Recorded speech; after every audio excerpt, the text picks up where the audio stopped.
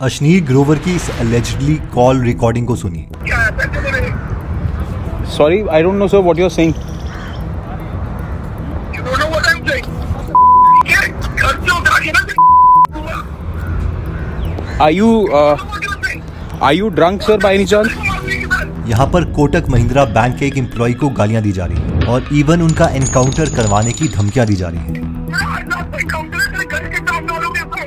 इस कॉल के पीछे की स्टोरी ये है कि अशनीर को नायका आईपीओ के शेयर्स खरीदने थे और इसके लिए वो कोटक से 500 करोड़ का एक लोन लेने वाले थे और इसकी सारी फॉर्मेलिटीज भी पूरी हो गई थी। बट बिल्कुल लास्ट मूवमेंट में कोटक ने इस लोन को कैंसिल कर दिया और अशनीर को करोड़ों का नुकसान हो गया, जिसके बाद अलेजेडली उन्होंने कॉल में गालियां दी और कोटक को लीगल नोटिस भी भेज दिया। बट सवाल ये उठता है कि एक मिलियनेयर होते हुए भी अशनीर शेयर्स खरीदने के लिए बैंक से लोन क्यों ले रहे थे। दरअसल यहाँ पर अशनीर लोन लेके और भी ज्यादा पैसे कमाने और अमीर बनने की प्लानिंग कर रहे थे और फाइनेंसिंग में इसे लेवरेजिंग कहा जाता है। यहाँ अगर नायका के शेयर्स की वैल्यू अपने खरीदे हुए प्राइस से 1% भी बढ़ती तो लोन की वजह से उन्हें 1% of 500 crore which is 5 crore का प्रॉफिट उन्हें मिल जाता। इस कॉन्सेप्ट को हम आगे डिटेल में समझेंगे। अब हम में से कई लोग ये सोचते होंगे कि लोन लेना तो एक बैड आइडिया है और भला लोन लेके कोई पैसे कैसे कमा सकता है। बट हम ऐसा इसलिए बोल रहे हैं क्योंकि हम में से ज्यादातर लोग ये नहीं जानते कि दुनिया के रिचेस्ट लोग अमीर बनने के लिए सबसे ज्यादा लोन्स का ही इस्तेमाल करते हैं। बट हमारे लिए ये भी जानना जरूरी है कि ज्यादातर इंडियन लोन्स लेने से डरते क्यों हैं और क्या रीजन है कि मिडिल क्लास लोग लोन्स को नेगेटिवली देखते हैं। इसे समझने के लिए इस डेटा को देखिए। यहाँ पर पर्सनल लोन सबसे ज्यादा पॉपुलर है और इसके साथ ही आज मैक्सिमम इंडियंस कार लोन्स और क्रेडिट कार्ड लोन्स भी ले रहे हैं और ये सारे लोन्स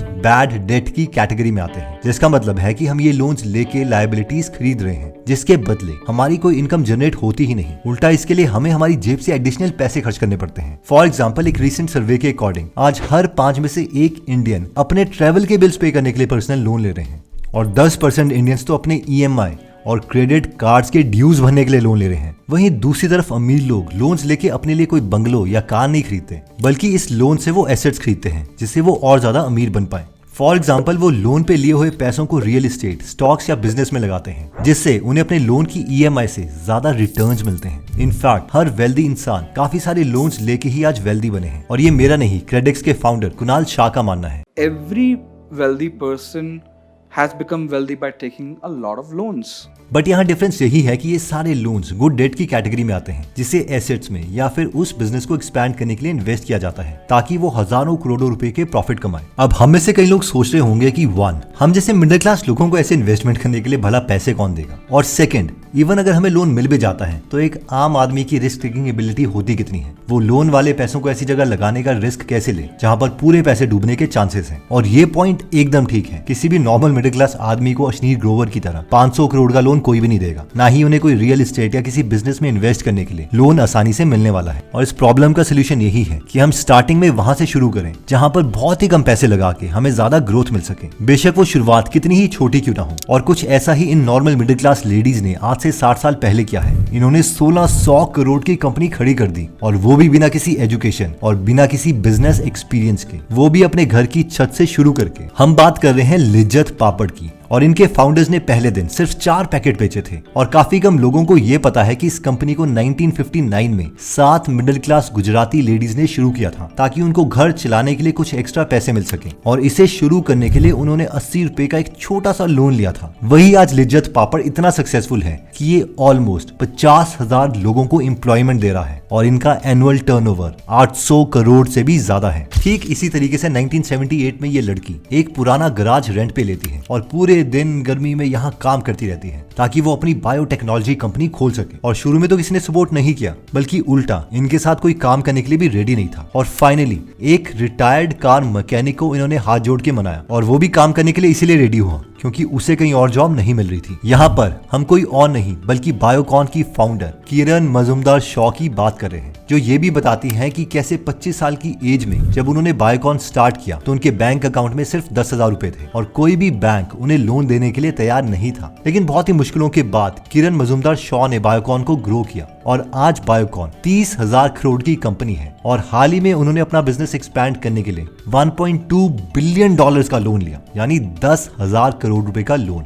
और ठीक इसी तरीके से जब हम अपना बिजनेस इस्टेब्लिश करके अच्छी खासी वेल्थ क्रिएट कर लेते हैं तो हम लोन्स लेके ज्यादा से ज्यादा पैसे बना सकते हैं, जिसे फाइनेंशियल लेवरेजिंग कहा जाता है। फाइनेंशियल लेवरेज को हम आसान भाषा में एक एग्जांपल से समझते हैं। मान लीजिए कि आपके पास 2 लाख रुपए हैं और आपको किसी बिजनेस में 20% की ग्रोथ अपॉर्चुनिटी दिखाई दे रही है। अब अगर हम 2 लाख रुपए इस बिजनेस में लगाते हैं तो इसका 20% हुआ 40,000 रुपए और इतना हमें रिटर्न मिलेगा। बट वहीं पर अगर हम 8% का इंटरेस्ट रेट पर 18 लाख रुपए का एक लोन लेते हैं और इसमें अपने 2 लाख ऐड करके इसी सेम बिजनेस में इन्वेस्ट करते हैं तो हमें 20% ऑफ 20 लाख यानी 4 लाख रुपए का रिटर्न मिलेगा। और इस 18 लाख के लोन पर हमें 1,44,000 का इंटरेस्ट पे करना पड़ेगा। यही इंटरेस्ट पे करने के बाद भी हमें 2.5 लाख रुपए का एक्स्ट्रा प्रॉफिट हो रहा है और इसी को फाइनेंशियल लेवरेजिंग कहा जाता है। बेसिकली इसमें हमने अपने कैपिटल को मैक्सिमाइज करने के लिए लोन का इस्तेमाल किया है ताकि हम एक बड़ा अमाउंट इन्वेस्ट कर सके और इस पर हमें ज्यादा से ज्यादा रिटर्न मिले। लेकिन इसमें रिस्क भी बहुत ज्यादा है। अब हम 4 ऐसे तरीके देखते हैं जिससे अमीर लोग पैसों को लेवरेज करके और भी ज्यादा अमीर बनते हैं। Method 1, investing in commercial properties, जिसमें हम रेंटल इनकम अर्न कर सकते हैं। इसकी एक बहुत ही इंस्पायरिंग स्टोरी है। इमेजिन कीजिए कि इंसान है जिसकी 5,000 रुपए की सैलरी है और वो एक छोटी सी दुकान में हेल्पर का काम कर रहा है और वो इस मेथड को यूज करता है। तो उसे आज कितना रेंट मिलता होगा? 50,000 रुपए, 1 लाख रुपए? नहीं, 2021 में इन्हें 769 करोड़ का रेंट मिला है। इनफैक्ट इन्हें सिर्फ एक बिल्डिंग से 4 करोड़ रुपए पर मंथ का रेंट मिलता है। इनका नाम है विजय अग्रवाल, जो कि एक सत्वा ग्रुप नाम की रियल एस्टेट कंपनी के आज मैनेजिंग डायरेक्टर हैं और इनकी खुद की नेटवर्थ 4,000 करोड़ से भी ज्यादा की है। और अगर हमें भी लोन लेके ज्यादा से ज्यादा प्रॉफिट या रेंटल इनकम कमानी है तो हम उन प्रॉपर्टीज को खरीद सकते हैं जो अपनी एक्चुअल वैल्यू से काफी कम प्राइस में बिक रही हैं। और इसे करने का तरीका गैरी केलर ने अपनी book millionaire real estate investor में बताया है। बेसिकली वो बताते हैं कि कई प्रॉपर्टीज हैं जो फैमिली डिस्प्यूट्स, फैमिली इमरजेंसीज या फिर लोन प्रॉब्लम के चलते काफी डिस्काउंटेड प्राइस में बिक जाती हैं और हमें ऐसी ही प्रॉपर्टीज को ढूंढना है। फॉर एग्जाम्पल, आज गोवा की जो प्रॉपर्टी प्राइस की ग्रोथ है और रेंटल यील्ड है वो बहुत ज्यादा है और अगर हम इस वेबसाइट पे जाएं तो हमें यहाँ गोवा की वो सारी प्रॉपर्टीज दिखेंगी जिसके ओनर लोन रीपे नहीं कर पा रहे हैं। सो बैंक इन प्रॉपर्टीज को काफी सस्ते प्राइस में ऑक्शन करता है। जैसे कि यहाँ गोवा के पॉश एरिया के 2 घर सिर्फ 70 लाख के ऑक्शन में बिक रहे हैं, जो कि इसकी रियल मार्केट वैल्यू से काफी कम है। और as a thought experiment, let's say कि हम 10 लाख का डाउन पेमेंट करके 70 लाख रुपए का एक लोन लेते हैं और इस प्रॉपर्टी को खरीद लेते हैं, रेनोवेट करते हैं, तो इसकी वैल्यू एटलीस्ट 20 से 30 लाख ज्यादा की तो हो जाएगी और हम इसे हर महीने अपने लोन की EMI से भी ज्यादा रेंटल इनकम अर्न कर सकते हैं। और इसके साथ ही अगर घर का प्राइस 5 या 6 साल में बढ़ जाता है या डबल के आसपास हो जाता है तो ये लोन एक गुड डेट कहलाएगा, ना कि बैड डेट। गैरी केलर ने अपनी इस बुक में और भी बहुत ज्यादा एग्जाम्पल दिए हैं जो कि आप गीगल एप्लीकेशन में जाके सुन सकते हैं। गीगल ऐप में 200 से ज्यादा बुक समरीज फ्री में अवेलेबल है जिन्हें आप पढ़ भी सकते हैं और सुन भी सकते हैं और हर हफ्ते हम इसमें एक फ्री बुक समरी ऐड करते रहते हैं। तो अगर आप इस ऐप में इंटरेस्टेड हैं तो इसका लिंक मैं डिस्क्रिप्शन और फर्स्ट कमेंट में दे दूंगा। एनीवेज, देखिए रियल एस्टेट में अपॉर्चुनिटीज इतनी ज्यादा है कि इवन बिलियनर्स भी लोन लेके रियल एस्टेट इन्वेस्टिंग से पैसा कमाते हैं। जैसे कि लॉन मस्क ने पिछले कुछ साल में ही कैलिफोर्निया में 7 प्रॉपर्टीज खरीदी जिसके लिए उन्होंने बैंक से लोन लिया और हाल ही में उन्होंने इन सभी प्रॉपर्टीज को सेल कर दिया जिसमें उन्हें $25 मिलियन का प्रॉफिट हुआ।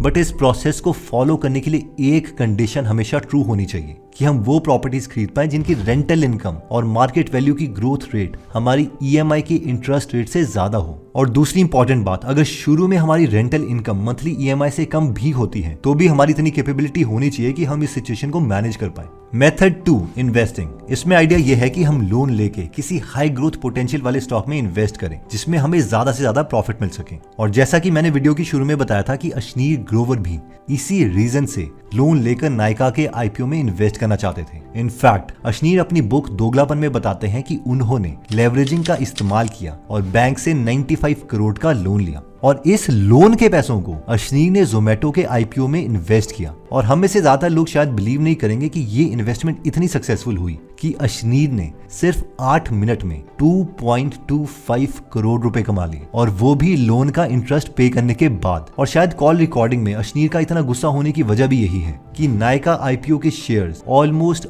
80% गेन के साथ लिस्ट हुए थे और अगर उन्हें टाइम में लोन मिल जाता तो उनके पैसे ऑलमोस्ट डबल हो जाते। बट लोन लेके इन्वेस्टिंग करने में जितना ज्यादा प्रॉफिट है इसमें रिस्क भी उतना ज्यादा है। ऑल्सो जहां अश्नीर जैसे इन्वेस्टर्स के पास मिलियंस ऑफ डॉलर्स की वेल्थ है, वहीं दूसरी तरफ हम जैसे मिडिल क्लास इन्वेस्टर अगर थोड़ी बहुत वेल्थ इकट्ठा कर भी लेते हैं तो भी हम लोन लेके स्टॉक मार्केट जैसी रिस्की जगह में इन्वेस्ट नहीं कर सकते क्योंकि हम में से ज्यादातर लोगों को नॉलेज भी कम है और साथ में चांसेस भी यही है कि इससे हमारे सारे पैसे डूब जाएंगे।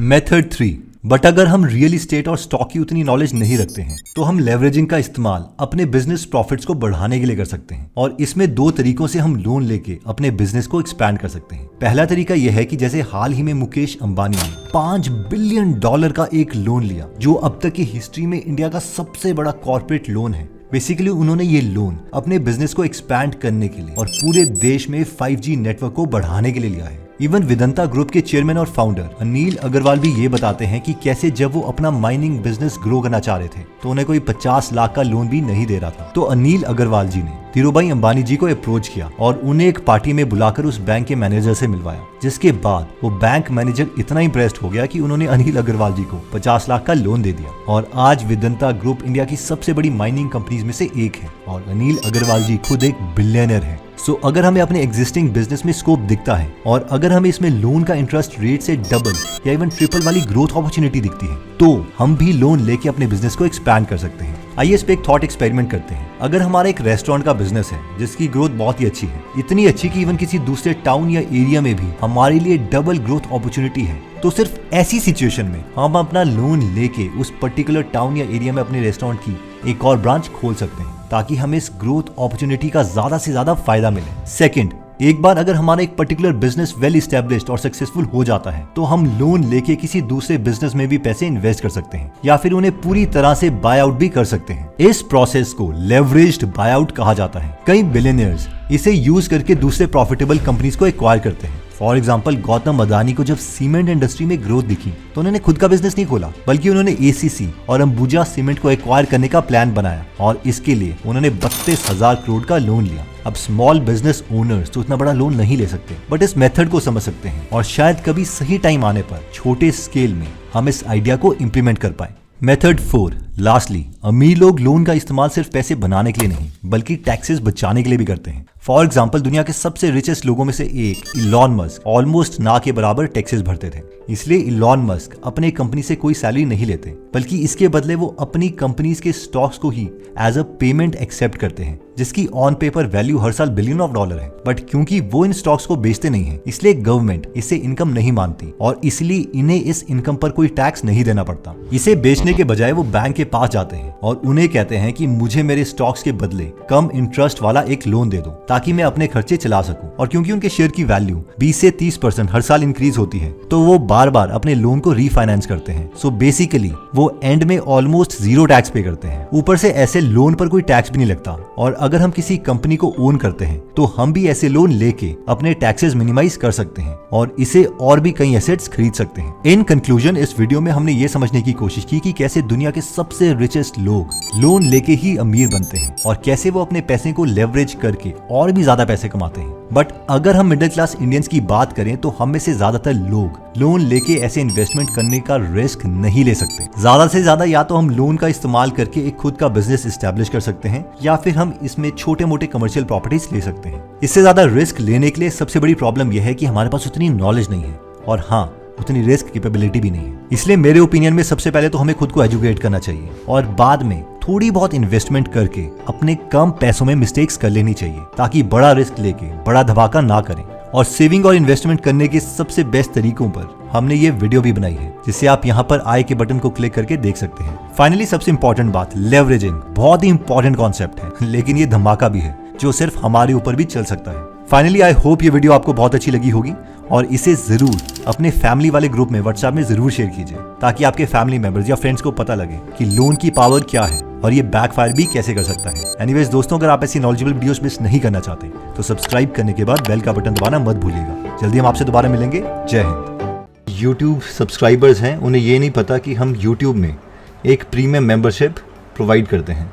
फॉर एग्जाम्पल, अगर अभी आप यहाँ पर इसे ज्वाइन करते हैं तो आपको 3 कोर्सेज मिलेंगे एंटर करते ही। पहला है डिजिटल मार्केटिंग कॉपीराइटिंग कोर्स जो कि 4-4.5 घंटे का है। उसके बाद चैट GPT और स्टेबल डिफ्यूजन कोर्स और finally YouTube course premium members के लिए, जिसमें स्क्रिप्ट राइटिंग है और इसमें यह भी बताया गया कि किस तरीके से हम थंबनेल बनाते हैं एंड सो ऑन। और इसका अगर प्राइस देखें तो वो कुछ इस तरीके से है, 159 रुपीज़ पर मंथ। ये इतना चीप हम इसलिए प्रोवाइड कर पा रहे हैं क्योंकि इस अमाउंट में से जो यूट्यूब है वो अप्रॉक्सीमेटली 45% ले लेता है, बाकी 90 रुपीज़ जो है वो हमें मिलते हैं। लेकिन इसके बदले हमें कोई टेक्निकल टीम मैनेज नहीं करनी पड़ती और बाकी जो चीज़ें हैं जैसे कि सर्वर कॉस्ट एक्सेट्रा वो मैनेज नहीं करना पड़ता। तो हमारे अकॉर्डिंग ये सबसे अफोर्डेबल एजुकेशन है जो हम प्रोवाइड कर रहे हैं। तो अगर आप इसमें इंटरेस्टेड हैं तो आप इससे मेंबरशिप को ले सकते हैं और हर महीने हम इसमें एक कोर्स ऐड करते रहते हैं। Thank you so much.